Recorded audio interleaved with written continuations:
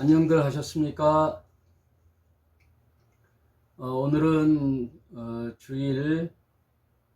보통 미국에서는 뭐 로드스데이 안 하고 썬데이라고 한대요.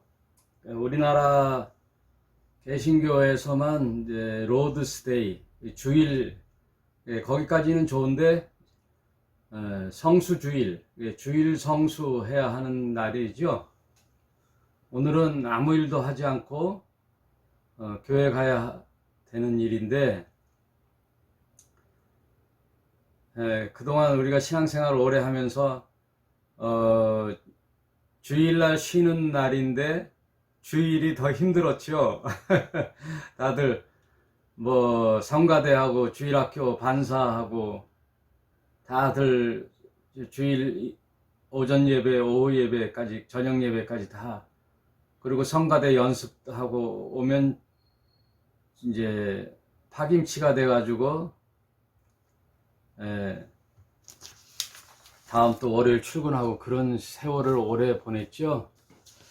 자, 오늘은 칠판에도 써놨듯이 성경 일독 파노라마 해서 첫 시간 창세기 이제 첫 시간을 가져보려고 합니다.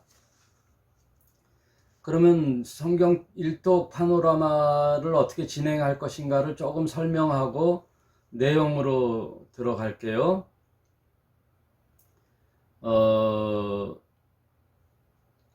제가 주일날 이 시간에는 예를 들어 오늘 창세기를 하면 창세기가 전체 50장으로 되어 있거든요. 그러면 창세기는 어떤 책이다 라는 창세기에 대한 개관을 좀 설명하고, 그리고 장수, 그리고 창세기를 무엇을 초점으로 읽으면 좋겠다라는 전체에 대한 창세기 이해를 가지면 주중에 이제 6일 동안은 여러분이 대략 제가 정해 드릴게요. 예를 들어 오늘 창세기라고 하면은 세 파트로 나눌 수 있는데 1장부터 11장까지의 이제 하나님이 천지를 창조하신 내용들이 나오고, 그리고 이제 인간의 타락이 나오고, 그 타락한 인간들을 하나님께서 구원하시고자 아브라함이라는 믿음의 조상을 택하는 내용이 12장에 나오죠. 그러니까 뭐 1장, 2장 이렇게 읽어가다가는 성경 일독이 너무 오래 걸리니까 대략 요번 주에는 이제 창세기 11장까지 읽어 오십시오 하면은 오늘 창세기 개관을 하고 11장까지 여러분이 주중에 읽어 오시면 돼요. 아니면 뭐 창세기 전체를 다 읽으셔도 되고, 시간이 되신 분들은. 그리고 창세기 11장까지 읽으셨는데 또 뭐 한 두 번 읽어 보시면 내용이 더 잘 들어오죠. 그리고 12장부터 믿음의 조상인 아브라함을 하나님께서 부르시는 장면이 나와요. 그게 이제 창세기의 두 파트로 전환되는 터닝 포인트거든요. 그러니까 제가 주일날 이번 주간에는 어디까지 읽어 오십시오 라고 이제 공지를 하면 여러분이 이제 읽어 가면서 대략 제가 생각하기에는 본래는 올해까지 일독을 하려고 그랬는데 장수가 많아요.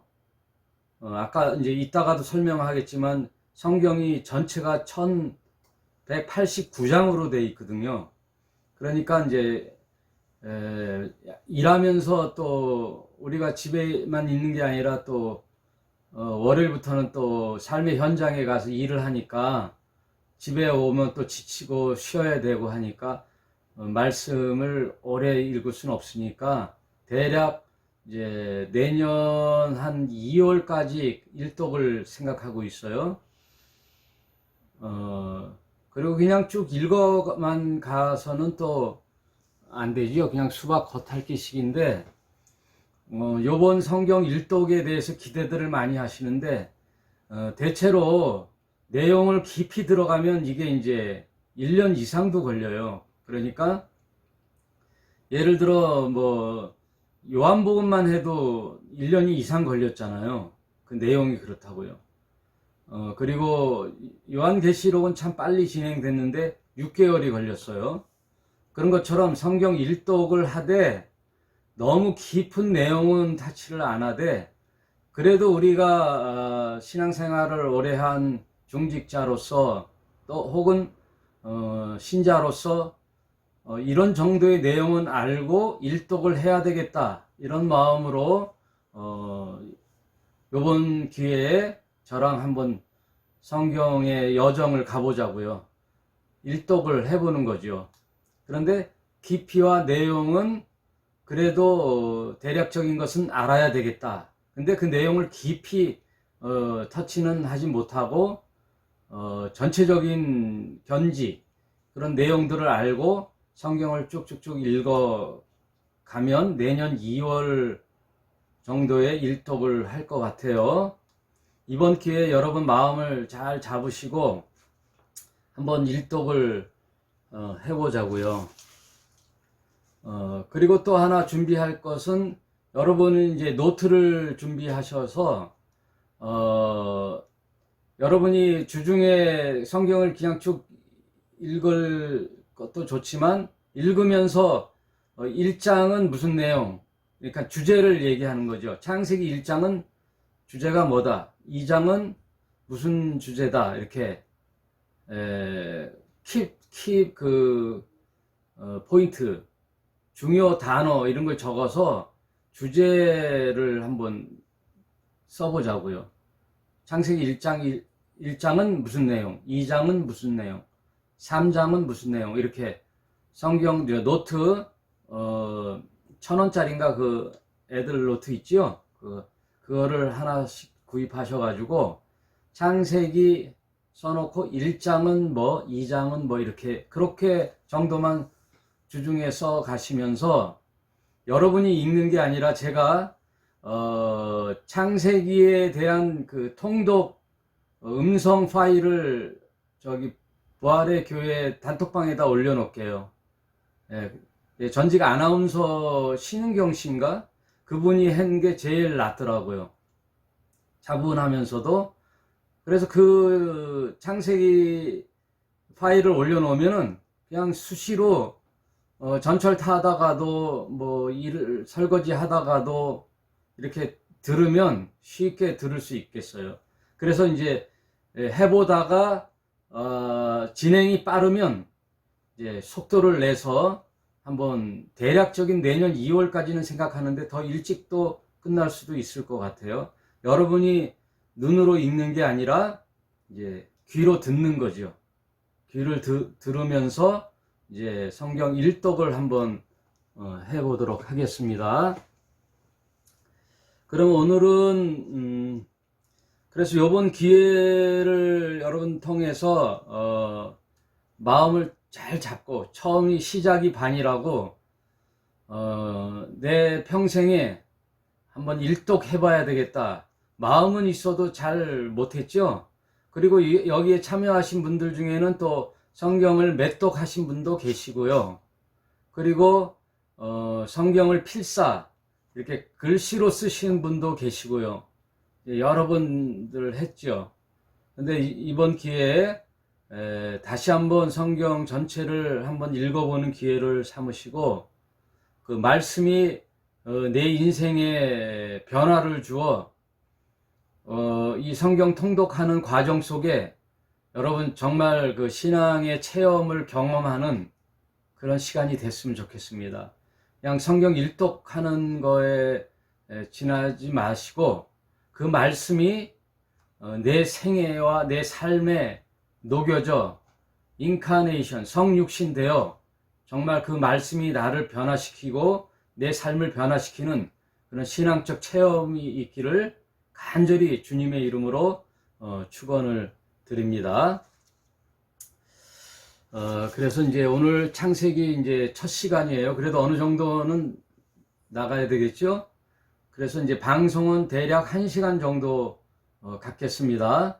그래서 이제 오늘은 창세기 개관을 하고, 여러분이 오늘 저녁부터라든지 뭐 내일부터라든지 창세기 1장부터 11장까지 읽어 오시면, 파일을 들으시든지 읽어 오시면 되겠습니다.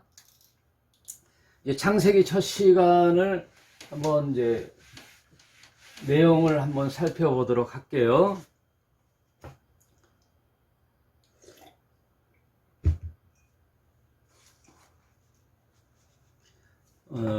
창세기를 탁 피면 제일 먼저 나오는 게 이제 창세기 1장 1절이 나오죠. 1장 1절.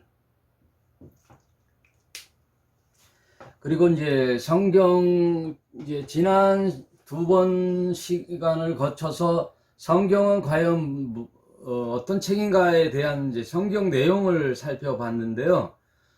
그 내용보다도 이제 성경은 일단 구약이 39권이라 그랬잖아요. 근데 이게 장수로는 929장이에요.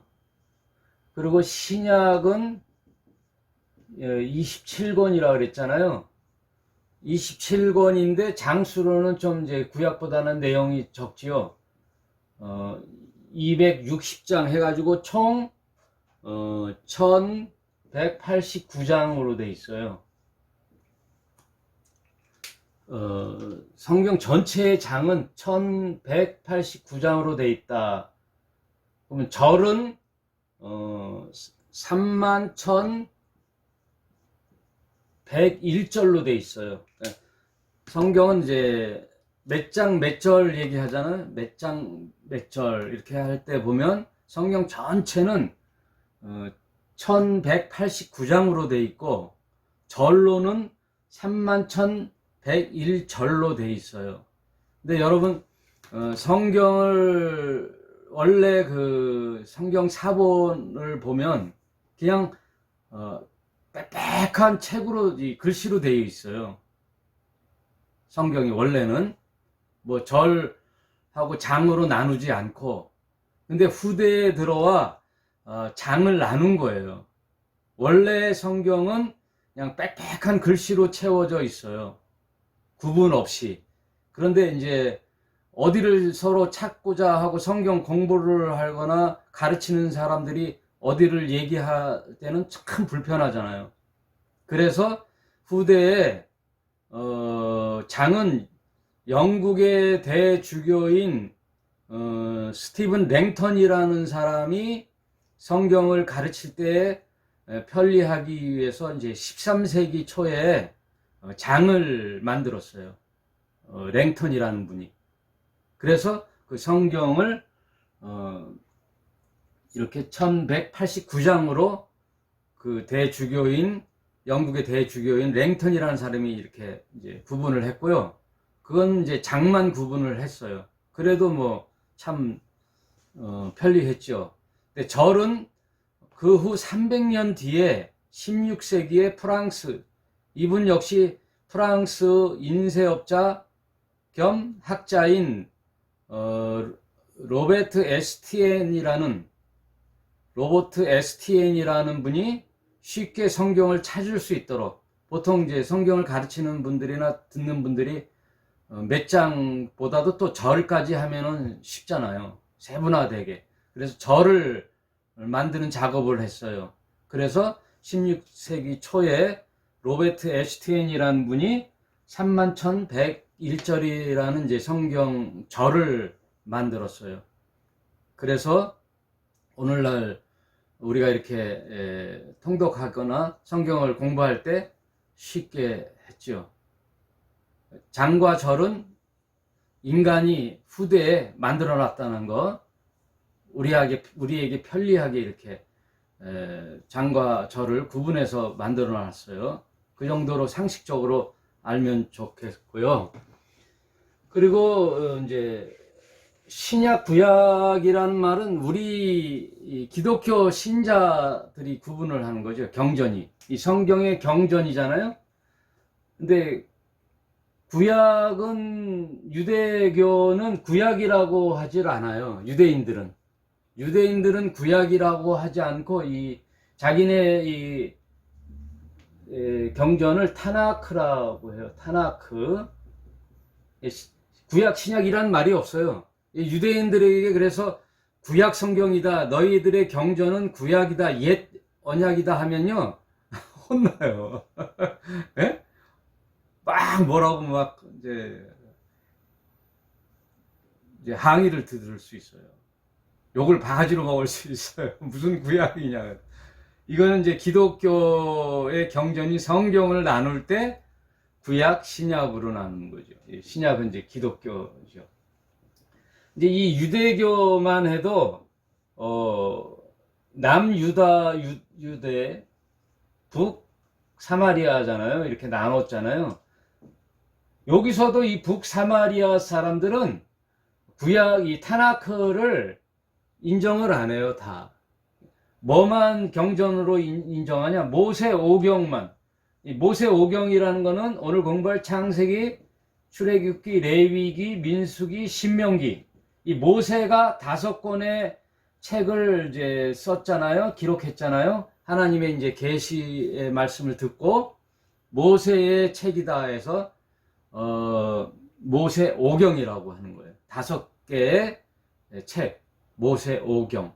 이 모세오경만을 인정해요.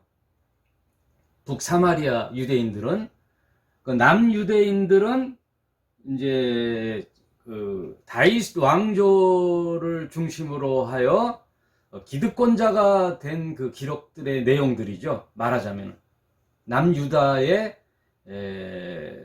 기득권자들의 그 사관이에요. 사실은 다윗을 중심으로 해서 그래서 남유다, 북이스라엘 이렇게 해서 나중에는 그들이 섬기는 그 성전도 달랐잖아요.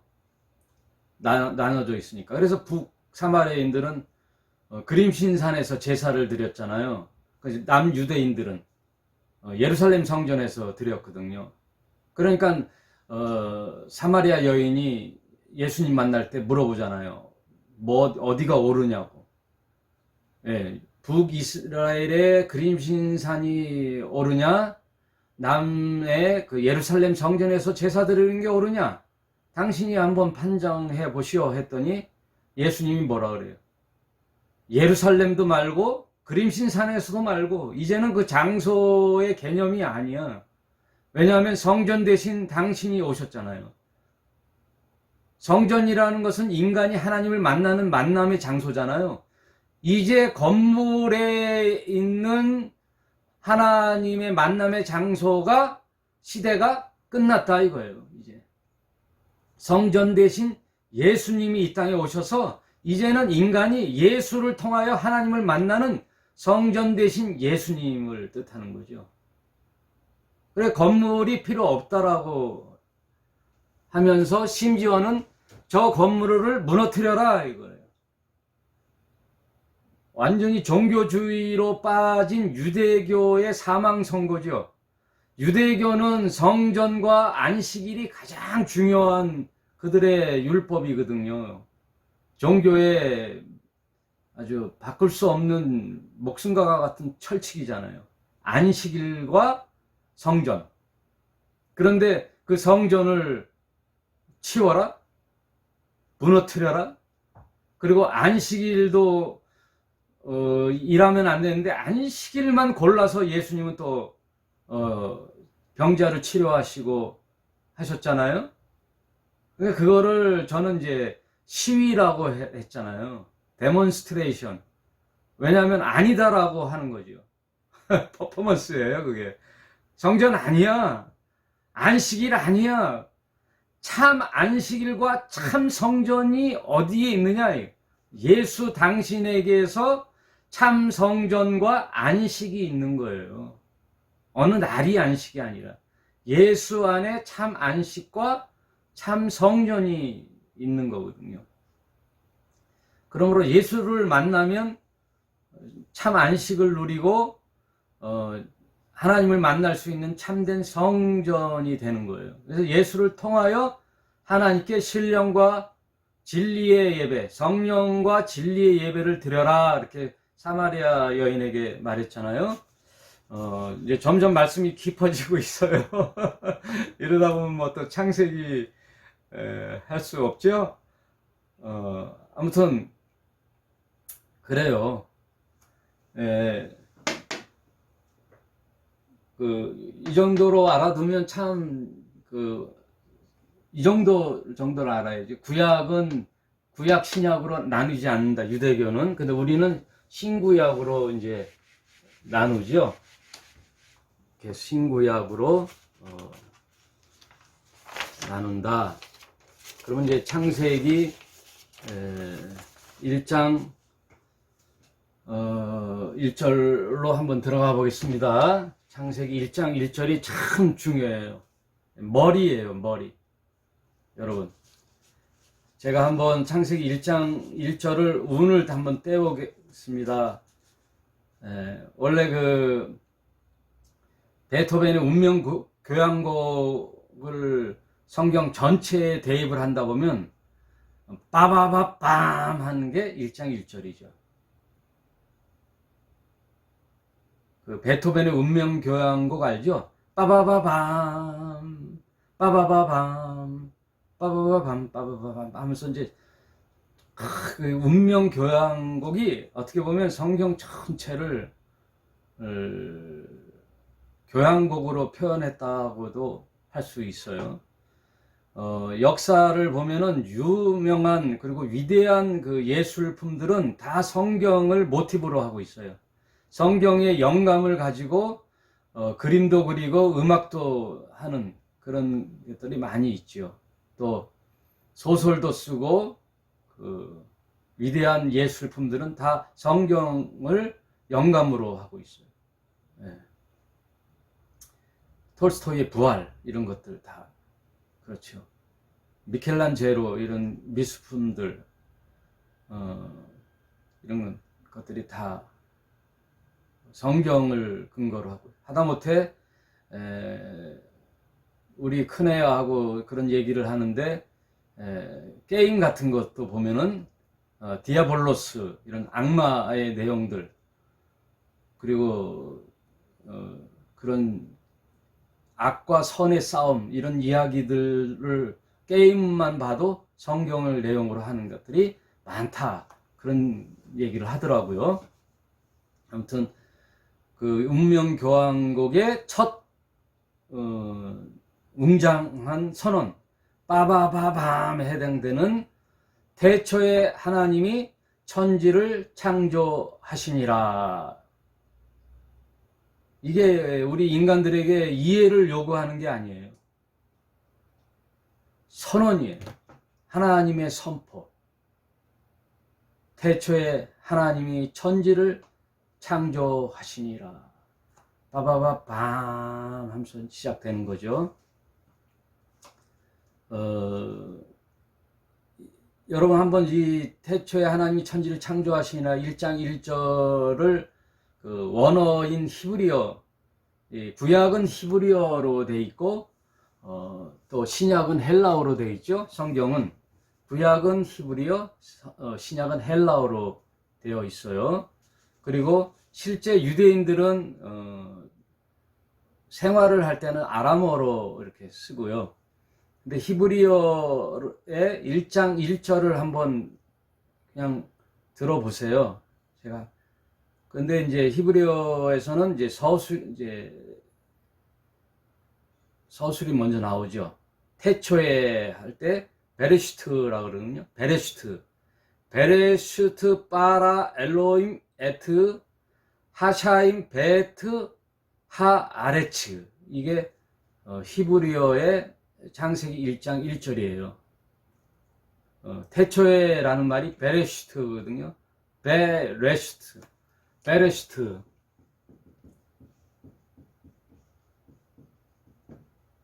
빠라. 이거는 이제 태초에 창조하셨다. 이렇게 이제 서술이 먼저 나와요. 베레시트 바라. 누가? 엘로힘. 하나님이 무엇을? 하늘과 땅을. 이렇게 이제 히브리어는 또 히브리어 기록은 우리 한글은 좌편에서 우편으로 써가잖아요. 근데 히브리어는 우편에서 이렇게 좌편으로 써가요. 그래서 베레스트 바라 엘로임 에트는 이제 접속사예요. 에트 뭐뭇을 그리고 이런 뜻. 하샤마임 하늘. 베트 그리고 아레츠 에레츠라는 것은 땅이거든요. 땅. 하늘과 땅을 창조하셨다. 누가? 엘로힘이라는 하나님이라는 이제 복수거든요. 여기서 이제 삼위일체가 함께 했다라는 이제 학자들의 얘기들이 있어요. 엘로힘은 이제 복수거든요. 그러니까 한번 1장 1절만 히브리어로 해보는 거예요.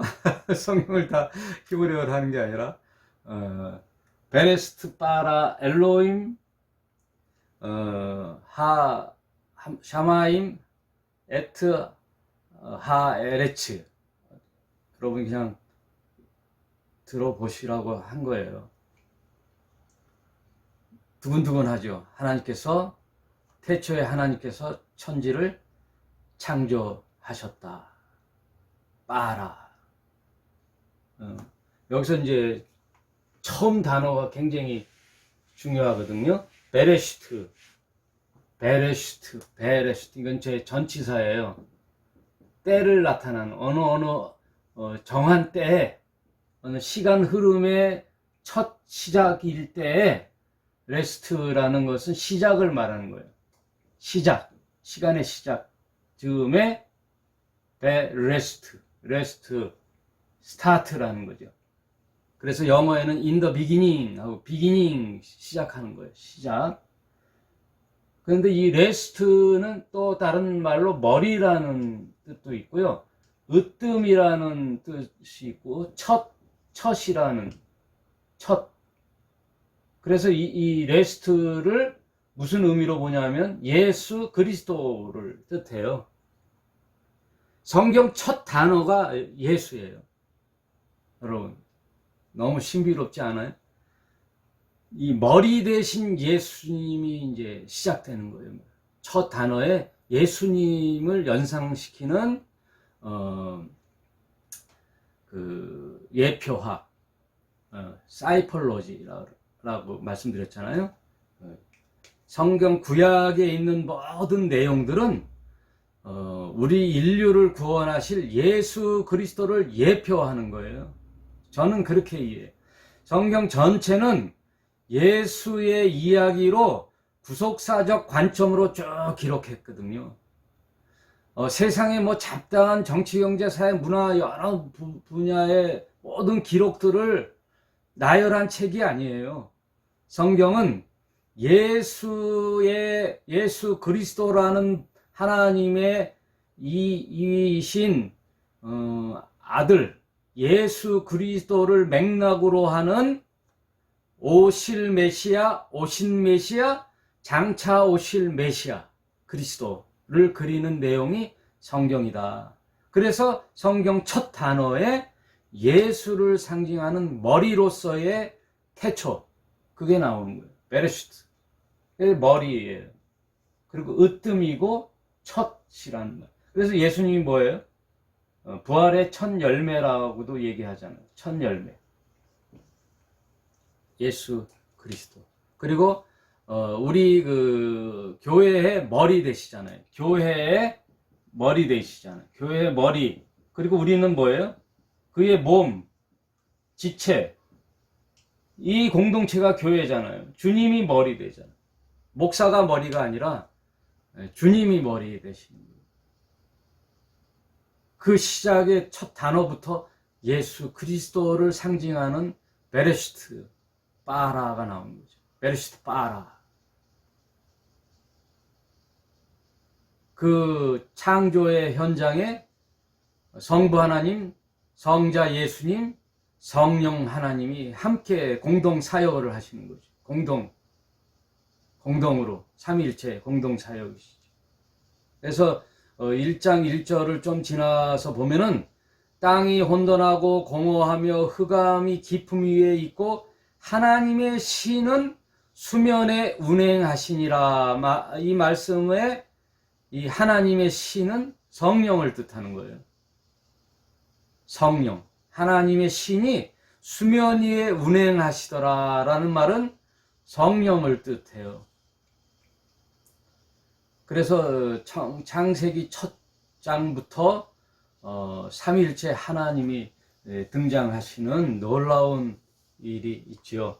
이 베레시트라는 말은 또 나중에 또 뭐랑 연결되냐면, 아예 시작하고 갈게요. 요한복음, 마가복음 1장 1절과 같은 병행 구절이에요. 병행 구절. 이 창세기 1장 1절과 마가복음 1장 1절이 두 책의 구약과 신약의 머리예요. 그래서 복음서의 최초의 기록이 뭐라고 말씀드렸어요? 마가복음이라고 그랬잖아요. 마태가 아니라 사복음서의 최초의 원 기록, 처음 먼저 기록된 것이 마가복음이에요. 그래서 신약에서 가장 마태복음이 먼저 나왔지만 사복음서 중에 먼저 최초에 기록된 복음서는 마가복음이다. 그래서 마가복음 1장 1절에 뭐라고 선언하고 있어요? 하나님의 아들 예수 그리스도의 복음의 시작이다 라는 게 나오잖아요. 복음의 시작이다 나오잖아요. 누구의? 예수 그리스도의 복음의 시작. 이게 스타트, 이 시작이란 말이 이제 히브리어잖아요. 이 헬라어에는 아르케로 되어 있는데 이 아르케와 베레스트랑 동의어예요. 왜냐면 처음, 시작이라는 시작, 스타트. 하나님의 아들 예수 그리스도의 복음의 스타트. In the beginning, 시작이다, 태초 이런 거랑 똑같은 동의어예요. 그러니 성경 전체를 봤을 때 창세기 1장 1절과 마가복음 1장 1절 신구약의 처음 시작이 같은 거예요. 그게 주제가 누구예요? 예수 그리스도. 너무 은혜가 되죠. 예수 그리스도의 복음의 시작이다. 스타트. 머리. 구약이 아니라 이제 신약이다. 새로운 세상, 새로운 복음의 시대가 열렸다. 그래서 운명교황곡처럼 또 한번 여기에 빠바바밤 하고 또 시작되는 거죠. 웅장하게. 예수 그리스도의 복음의 시작을 선언하는 게 마가복음 1장 1절이죠. 이렇게 이제 이해하시고 다시 창세기 1장으로 돌아가 보겠습니다. 이 베레시트 나온 김에 한번 해본 거예요. 여러분 너무 지루하고 너무 깊이 들어가나요? 뭐 원어를 공부하고 그래. 그런데 이 정도 알면 재미로 한번 여러분에게 소개 드린 거예요.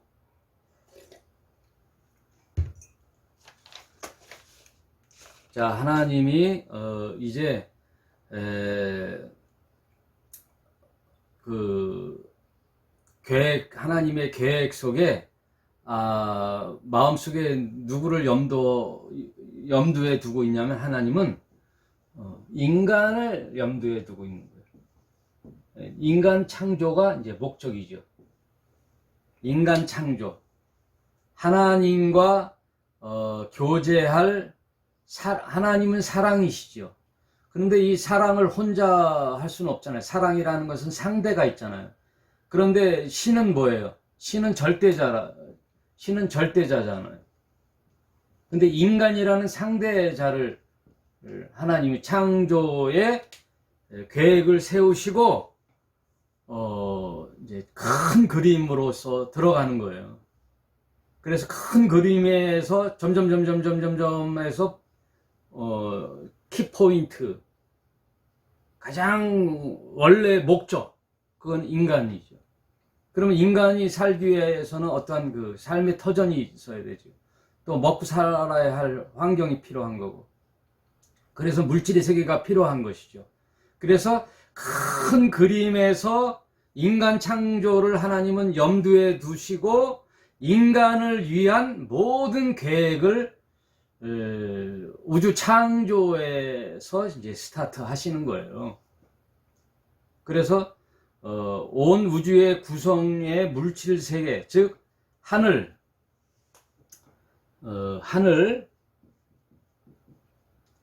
이거는 이제 공간이죠. 하늘 공간.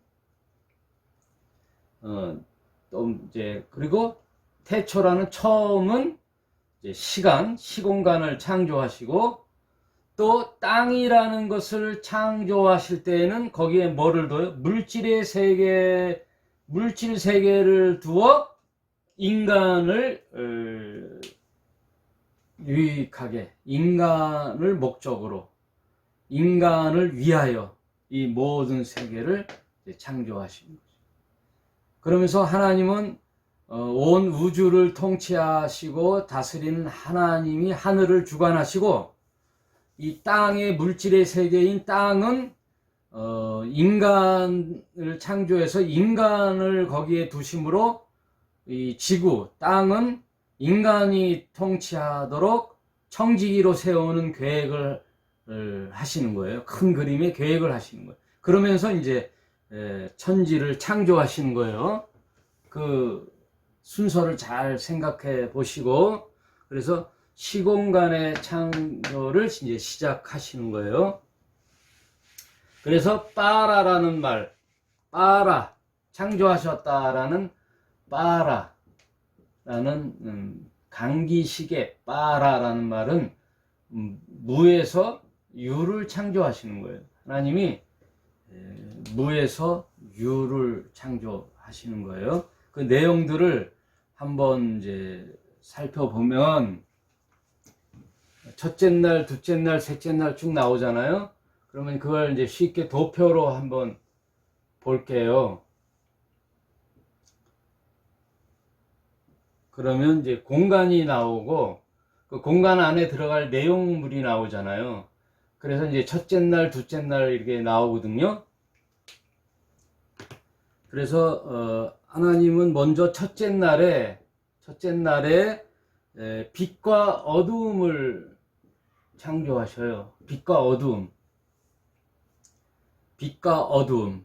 빛이라는 것은 태양, 이 가시광선의 태양이 아니라 하나님의 생명의 근원인 빛이라는 것을 이제 창조해요. 그 해와 가시광선의 태양하고는 다른 의미예요. 그러니까 빛과 어둠을 창조하시고, 그리고 둘째 날에 뭐를 창조하시냐면 궁창을 창조하셔서 위의 궁창과 아래 궁창으로 이제 나누는 물을 나누죠. 물을 나눠서 하늘 위의 궁창과 하늘 아래 땅의 궁창에 바다를 창조하시는 거예요. 그 다음 셋째 날에 공간적 의미에서 이제 뭇이라고 하는 이제 육지를 창조하시죠. 거기에 이제 뭐를 두냐면 이제 식물을 두는 거예요. 이 육지 땅이라는 걸 셋째 날 창조하시고 거기에 식물을 두시죠. 그리고 첫째 날에 빛과 어둠으로 했을 때 넷째 날에는 그 공간의 의미에서 광명체를 두시죠. 이때 태양과 해와 달과 별인 광명체를 넷째 날에 두시고요. 뭐냐면 그 공간이 빛과 어두움의 이 세계에 태양과 달과 별을 광면체를 두시고, 이 하늘 위와 하늘 아래의 바다에는 뭐를 둬요? 하늘 위에는 새를 창조하시고 물고기를 이제 창조하셔요. 다섯째 날에. 그 다음 여섯째 날에 짐승과 동물과 인간을 창조하시죠. 동물. 여섯째 날에 이렇게 창조하셔요. 이렇게 구분해서 이해하면 돼요. 먼저 하드웨어, 이 공간을 창조하시고 내용물인 것을 이제 두는 거죠. 물이, 바다가 있어요. 거기서 논이는 물고기가 있잖아요. 그런 순서로 창조하는. 먼저 또 육지를 창조하시고 식물을 창조하시고 또 동식물이 동물이 거기서 놀 수 있게끔 창조하시고 마지막 날에 인간을 창조하시는 거죠. 그래서 목적은 인간이에요. 그래서 하나님은 첫째 날, 둘째 날, 셋째 날, 넷째 날, 다섯째 날을 창조하시고 항상 끝에 후렴구처럼 하시는 말씀이 보시기에 좋았더라, 좋다. 이게 뭐예요? 토부라고 하거든요. 토부. 하나님이 보시기에 좋았더라. 그러시고 마지막 인간을 창조하시고 나서 이 모든 창조물을 보시고 뭐라 그래요? 보시기에 심히 좋았다. 심히 강조하는. 이 모든 창조물을 인간을 위해서 창조했는데 이 인간을 위하여 이 모든 것들을 창조를 마치시는 하나님은 토부, 보시기에 참 심히 좋았더라. 그래서 이 토부라는 말의 의미는 하모니예요. 조화. 참 조화롭다. 조화롭다. 그러거든요. 이 조화로운 게 아름다운 거죠. 하모니. 여러분 노래를 할 때도 소프라노, 테너, 베이스, 알토 이렇게 해서 화음을 맞추면 참 아름답잖아요. 그게 하모니잖아요. 하나님께서도 이 세상을 창조하시고 인간을 창조하시고 보니 얼마나 흡족하셨는지 참 보기에 좋았더라. 여러분, 저와 여러분의 삶이 이렇게 보기에 좋았더라라는 말씀을 들어야 되는 거예요. 그러기 위해서는 독불장군이 없어요. 하나의 톱니바퀴나 한 부분이 되어 전체의 한 그 지체가 되는 거예요. 교회라는 의미가 그런 거예요. 머리 대신 예수와 공동체의 지체가 하나가 돼서 교회를 이룰 때 참 보기에 좋다. 참 보시기에 좋다. 그런데 여기서 말하는 토부에서 벗어나는 게 뭐예요? 그게 죄예요. 죄. 죄라는 것이 그 조화로움에서 벗어나는 거예요. 하나님의 그 조화로운 창조의 원리와 뜻에서 벗어나는 거. 그래서 관역에서 벗어났다 그래서 이걸 하마르티아라 그러거든요. 히브리어의 하마르티아는 하나님의 원래 목적인 관역에서 벗어난 화살을 뜻하는 거거든요. 목적에서 벗어난 거예요. 그래서 이 사탄의 정체성은 뭐예요? 처소를 떠난 자거든요. 처소를 떠난 자. 마땅히 있어야 할 자리에 있지 않고 떠나는 게 사탄의 제 본질이거든요. 조화롭지가 않은 거죠. 질서에서 떨어지는 거예요. 이 질서, 이 조화롭다라는 토부에는 또 질서가 있는 거예요. 질서. 또 가정에 보면은 아버지, 가장과 어머니 또 자식들을 이렇게 하는 그 질서가 있잖아요.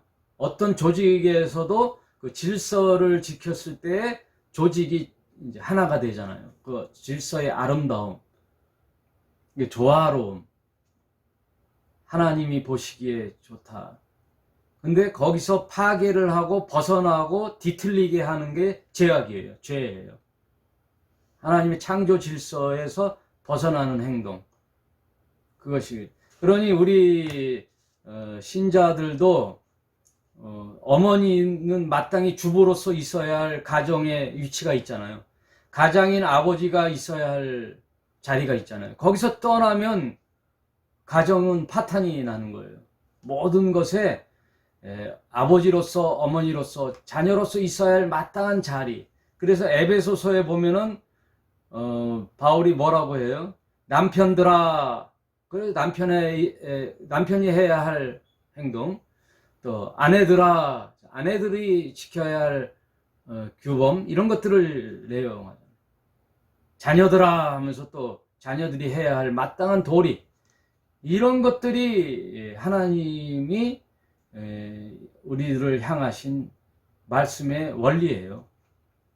그런 것이 잘 맞춰 돌아갈 때 하나님은 토브, 보시기에 참으로 아름답다 그러는 거예요. 그거는 우리의 작은 가족의 모임도 그건 거예요. 아버지는 아버지대로, 엄마는 엄마대로, 자녀는 자녀대로 이렇게 잘 해서 화목한 집안을 이룰 때 행복하듯이 마땅히 인간이 있어야 할 자리. 그러니 사탄이 처소를 떠나 천사장을 박차고 자기 이를 따르는 천사의 3분의 1을 데리고 하나님을 반역하고 나와서 아담, 이제 창세기에 나와요. 아담을 유혹할 때 뭐라 그래요? 뒤틀리게 하잖아요. 너의 처소의 자리를 떠나게 하잖아요. 결국 에덴 동산에서 추방되는 신락원하게 만드는 사탄의 계략, 이게 사탄의 정체성이에요.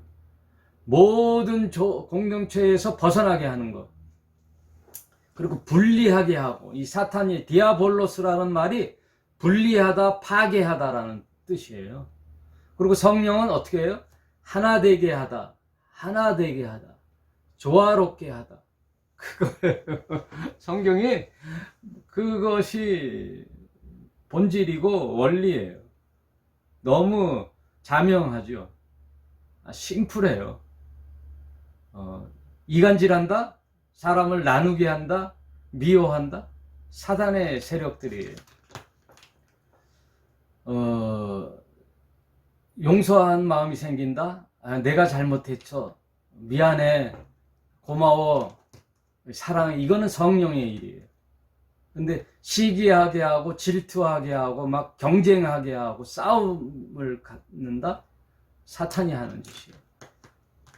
여러분, 그렇게 분별하면 좋겠죠?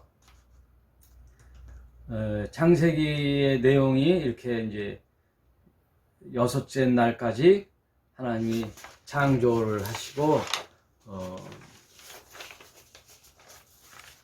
이제 한 주간 동안 여러분, 오늘 첫날이니까 이렇게 서론적으로 합니다만, 여러분이 파일을 통해서 창세기를 쫙 읽어갈 때 그 하나님의 심정으로, 하나님이 이런 마음으로 우리 인간을 창조하셨구나 라는 내용을 잘 숙지하셔서 한번 잘 이렇게 읽어보시기 바래요. 그러면 하나님의 마음이 읽혀지죠.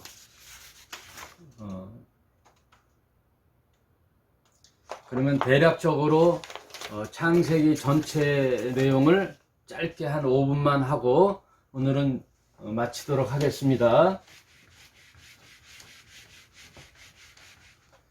이제 전체 장을 한번 살펴볼게요. 창세기 1장부터 이제 50장까지 있거든요. 창세기는 1장부터 50장. 그래서 첫 단락으로 1장부터 11장까지 이제 천지 창조의 내용이 나오고, 천지 창조할 때의 내용은 뭐예요? 첫 아담이 나오죠. 첫 아담. 그리고 이제 처음 세상. 이 처음이라는 말을 쓰는 것은 다음이 있다라는 의미예요. 여러분, 제가 늘 강조하잖아요. 구원이 있다라는 것은 멸망이 있다라는 전제거든요. 전제예요. 그리고 타락이라고 했다는 것은 이제 자유가 있다라는 자유지의 전제 조건이죠. 자유가 있어야 타락을 하거든요.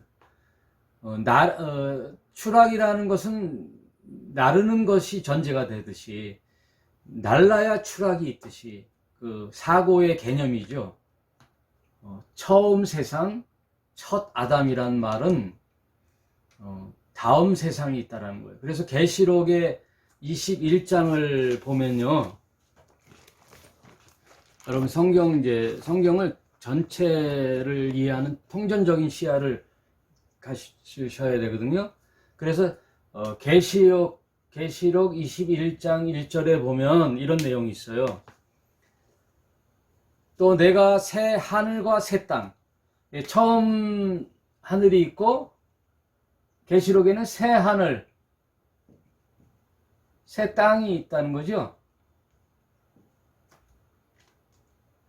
새 하늘과 새 땅을 보니 처음 하늘과 처음 땅이 없어졌고, 이 태초에 하나님이 천지를 창조하신 아담에게 주시는 이 처음 세상은 사라지는 거예요. 계시록에 보면은 처음 세상은 이제 사라져요.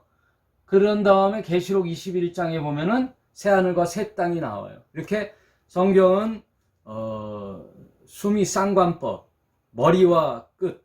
그래서 예수님은 뭐라 그래요? 나는 알파와 오메가다. 예수님은 나는 알파요 오메가다. 처음과 나중이다. 이런 내용들이 창세기부터 계시록까지 완벽하게 기록된 책이 성경이에요. 그래서 성경은 진리의 책이에요. 그래서 모든 기원이 어디에 있느냐? 창세기에 있어요. 처음 하늘과 땅의 이야기, 처음 사람의 첫 아담의 이야기, 그리고 죄의 기원, 모든 기원은 창세기에 기록되어 있죠. 사탄의 등장, 죄의 기원, 또 에덴 동산의 기원, 또 믿음의 기원, 이런 것들이 다 창세기에 기록되어 있어요. 그리고 마지막에 마감 오메가인 나중은 또 계시록에 다 기록되어 있어요. 이런 기원들이 나중에는 어떻게 기록되어 있는가라는 게 어떻게 될 것인가라는 것들이 계시록 21장 1절에 있어요.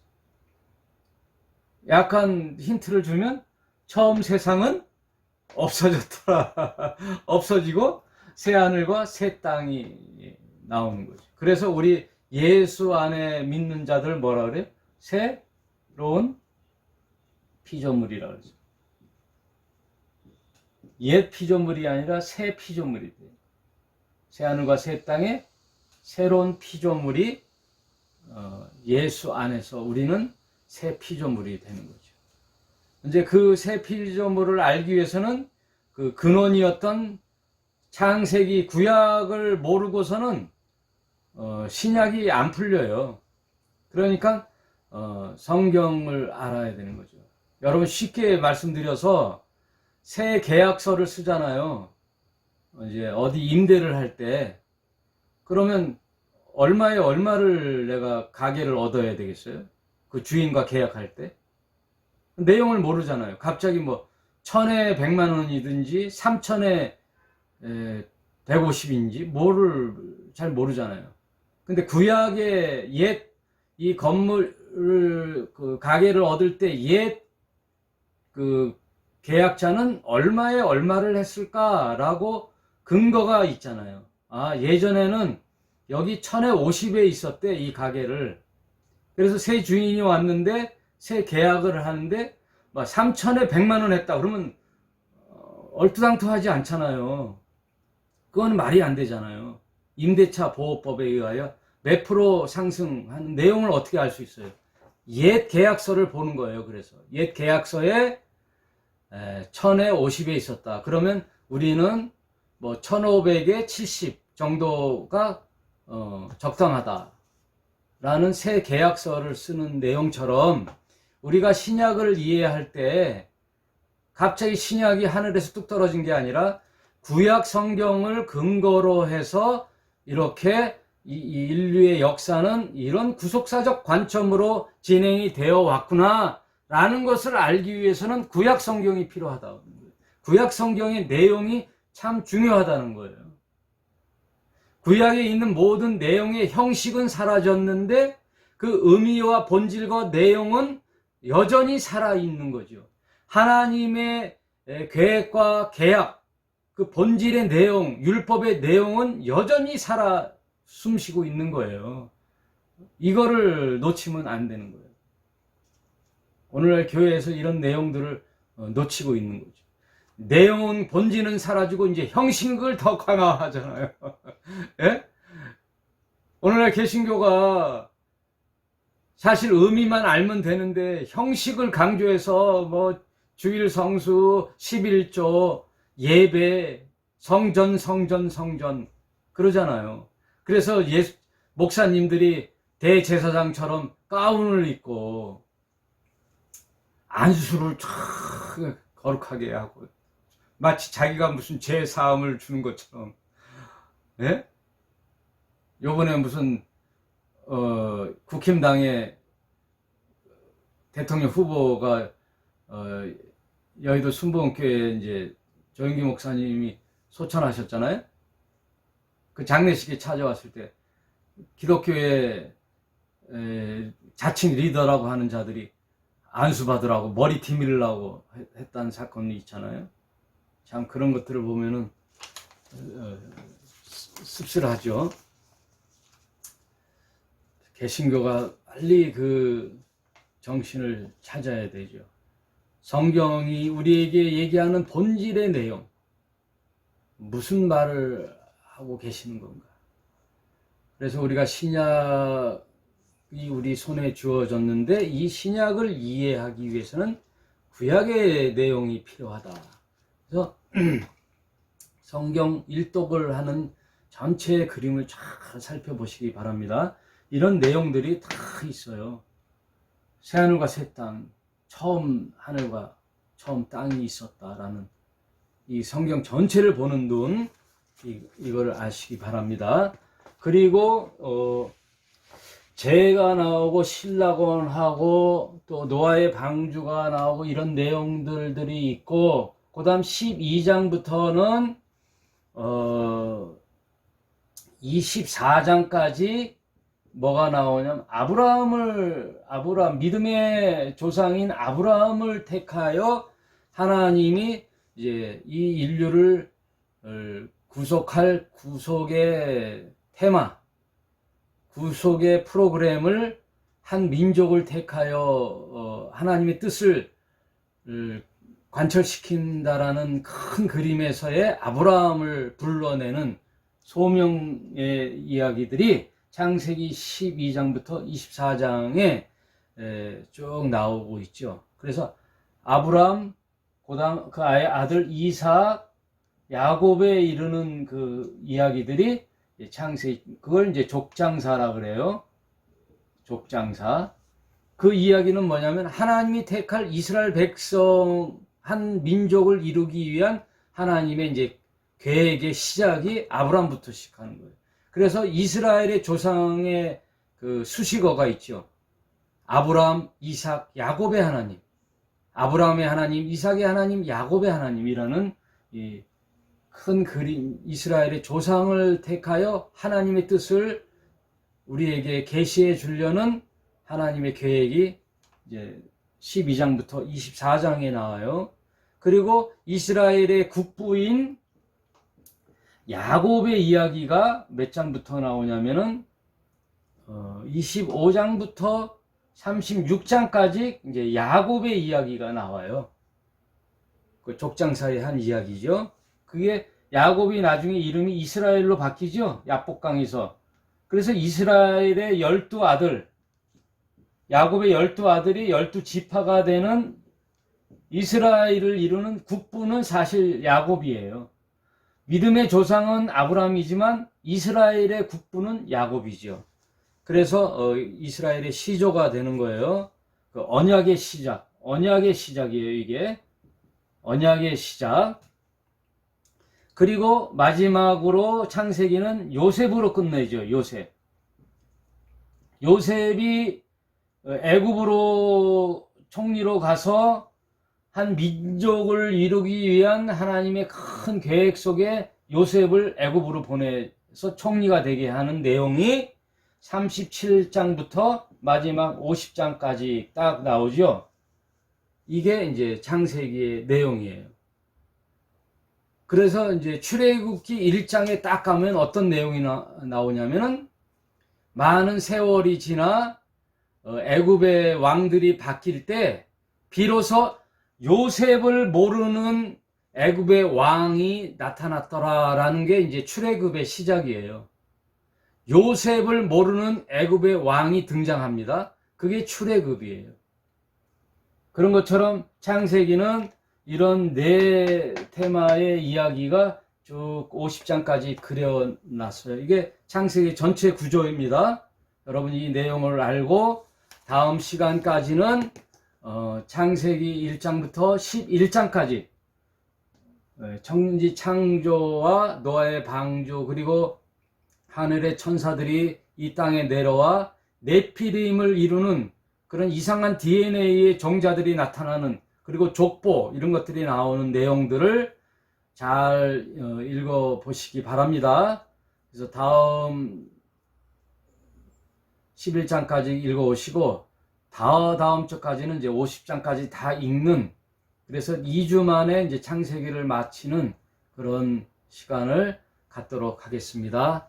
오늘은 창세기 이제 성경 일독 파노라마 첫 시간, 창세기 첫 시간을 한번 살펴보았습니다. 1시간이 넘었네요. 장시간 함께 해주신 여러분 너무나 감사합니다.